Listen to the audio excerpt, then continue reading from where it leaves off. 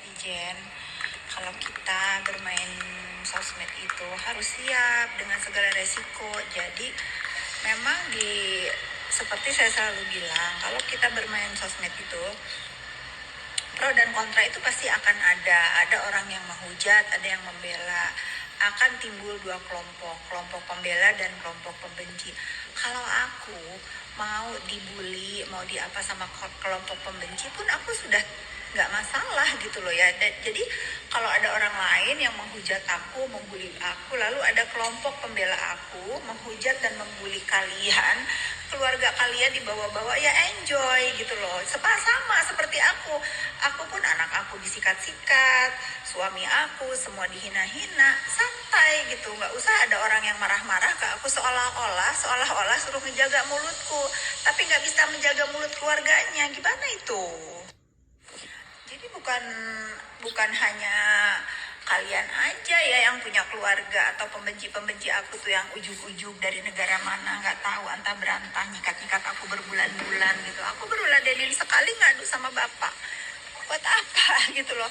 Aku pun nggak takut ya. Hidup aku pun berarti buat suami aku, buat keluargaku, buat anakku. Hidup aku pun berarti gitu, bukan hidup kau saja yang berarti gitu, harus dipahami. Sayang, jangan sok jago lah ya, jangan sok jago. Kalau mau dicubit, kalau mau nyubit harus mau dicubit gitu.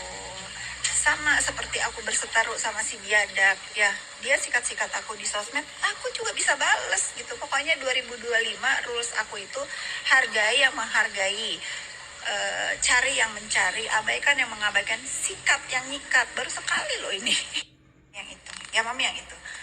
Jadi kita itu selalu seseorang, somebody buat keluarga. Entah itu profesinya tukang beca, pemungut sampah, sekalipun pengemis. Kita itu selalu menjadi sesuatu ya, buat sesuatu sangat berharga buat keluarga. Jadi jangan dipikir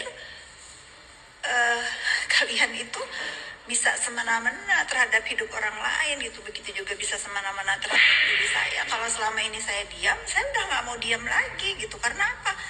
Saya somebody buat keluarga saya gitu ya. Bukan kau saja yang, aku memang udah gak punya bapak ya.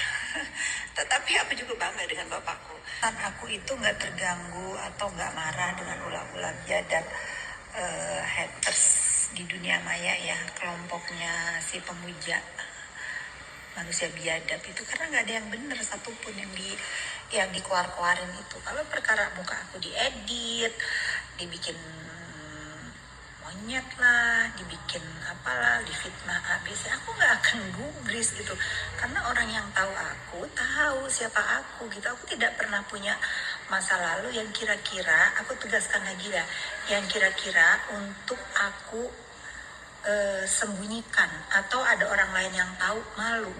Hidup aku biasa-biasa aja dari dulu, anti narkocoy, anti pergaulan bebas. Kalau masalah gagal dalam rumah tangga itu biasa ya, itu bukan aib ya. Jadi kalau kalian mau mencoba mengganggu aku dengan fitnah dan berita, nggak aku pedulikan.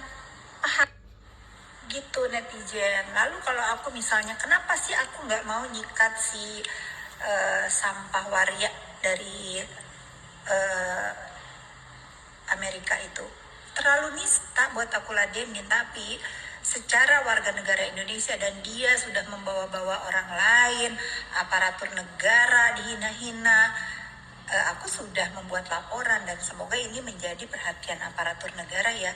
Bagaimana, aku bertanya ya, bagaimana kepolisian Republik Indonesia menangani waria aja yang buat onar, yang menghina institusi di Republik ini, lama gitu diprosesnya. Atau aku nggak tahu bagaimana kelanjutan laporan aku di Polres Tangsel ini. Tapi ya sudah, aku sebagai warga negara Indonesia yang baik juga mengikuti aja alurnya bagaimana. Cuman ini catatan ya buat kepolisian Republik Indonesia, catatan banget nih.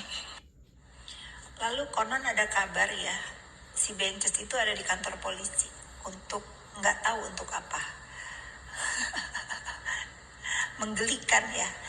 nih aparat harus tahu ya, negara kalah sama benches gitu. Kali ini dia bisa memporak-porandakan, mempermalukan aparatur negara seperti yang sudah dia up di sosmednya itu. Kalian pasti tahu siapa kan yang aku maksud.